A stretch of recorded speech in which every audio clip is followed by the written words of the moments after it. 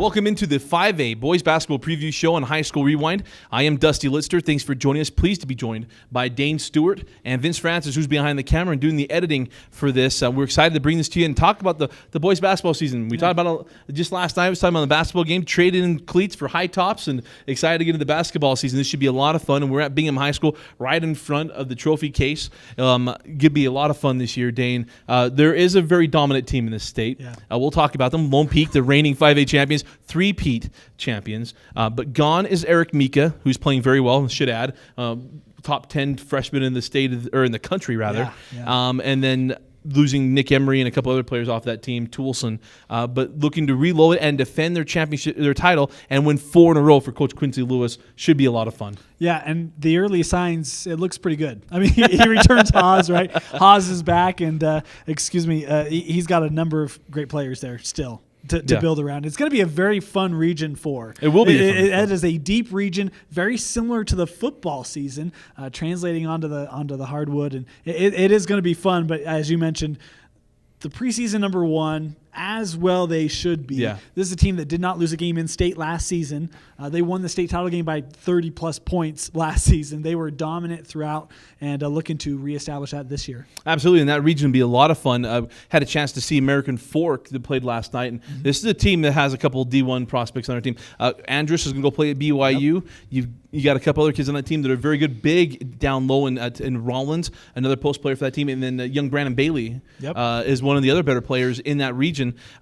Most people probably don't realize, I know a lot of people don't pay as much attention to high school sports like we do, the 2 other champions for Lone Peak weren't nearly as dominating of years. Yeah. And last year you had Eric Mika, and that just pushed it over the top. But this should be very competitive with those teams in Region 4. You know, the thing that Lone Peak loses this season, at least I believe, is they don't have the same presence down low that they had last year with Mika and some of those other guys. And that's where Andrus is going to give American Fork an option to challenge Lone Peak this year. Is Lone Peak, they still have Haas and they've got a very good backcourt, but their front court isn't the same what it was. And so when you've got size and athleticism down low, like American Fork has, all of a sudden that game becomes a little more interesting. They're going to get 2 shots at them being a region foe. Absolutely, and we saw Riverton last night. This is a team that's long. They shoot from the outside. They're going to challenge as well in that region. And we'll look to see some of these other teams that will step up and play well. See if Westlake, what they're able to do, and also Lehigh and what they're able to do in that region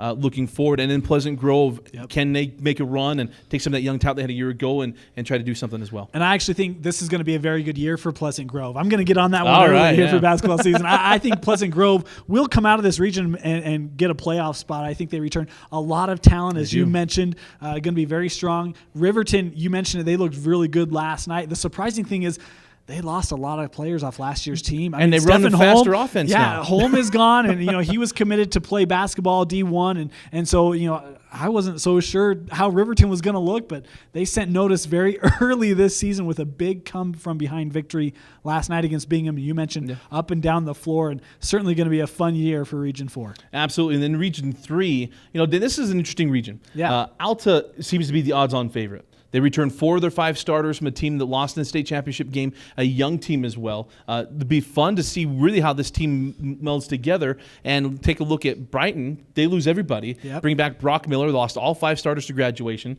And so you do have Devashere there. Don't know how he'll mingle into this whole thing, but Region 3 seems to be a toss-up outside of Alta. Well, and it is. And one of the other things that we haven't mentioned yet is the realignment this season. So Bingham no longer in Region 4, back to Region 3 now. So you've got Bingham, Alta, Brighton, as you've mentioned. And really, even West Jordan has a chance this year to be competitive with those teams. Coach Briggs does a great job. Yep, and with some of the kids that he's returning, that was a very young team last year for West Jordan. They had their moments where they looked good. They had their moments where you could tell they weren't quite ready. Yeah. But I think that they could take some steps forward this year in Region 3. And you mentioned Brighton not returning very many players. Alta, they made it to the championship game last year, returned 4 of those 5 starters.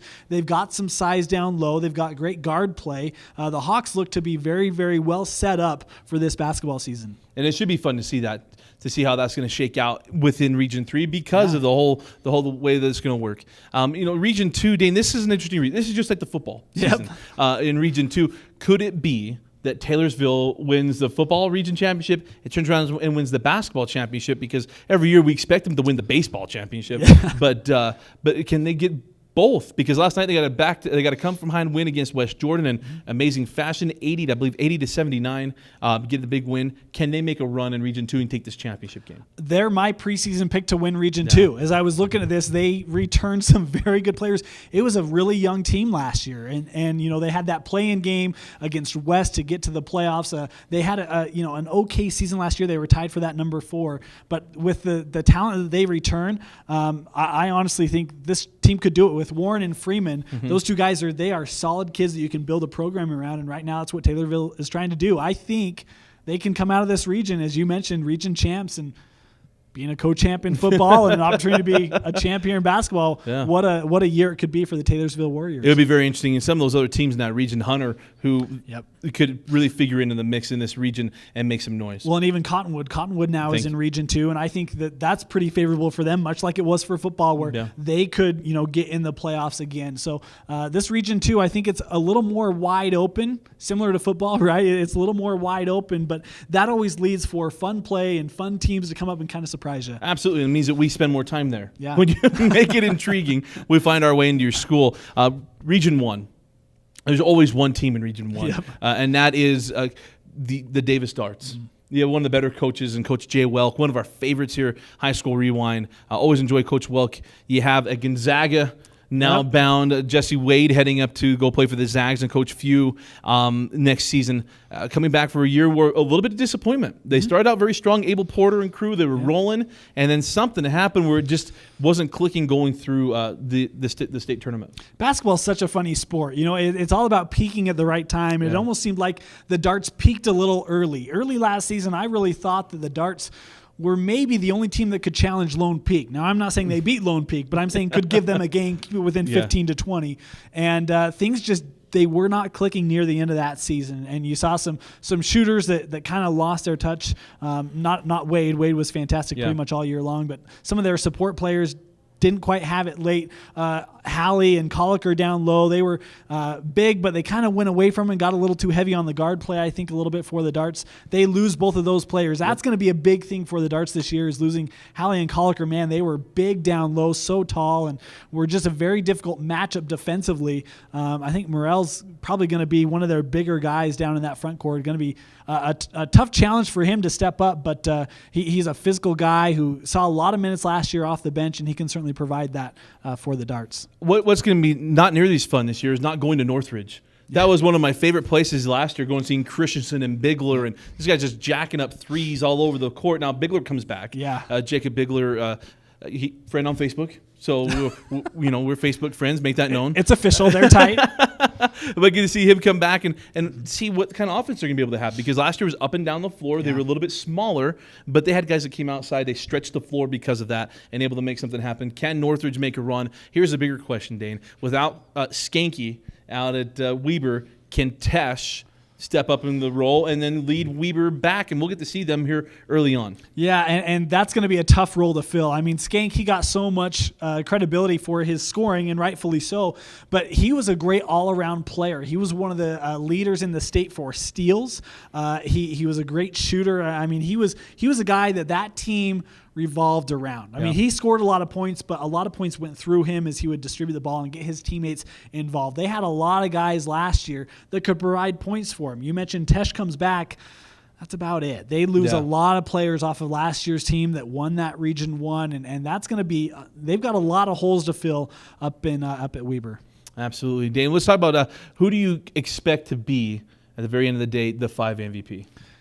Yeah, well, I think it's going to be Haas. I mean, I think, he plays for the best team in the state, and if Lone Peak expects to win this year, I think he's going to have to carry him a little more so than he's done in the past. He's got the capability to do it. I mean, that's the scary thing about Haas is he is maybe even better than his brother, who is lighting it up at BYU right now. So, I mean, he certainly has the talent to do so. He's got great size to him, at least height. He's not a real big guy, but he uses that to his advantage with his speed and quickness. I think he's probably going to end up being the MVP. And if he has an MVP season, I expect Lone Peak to once again be cutting down the nets.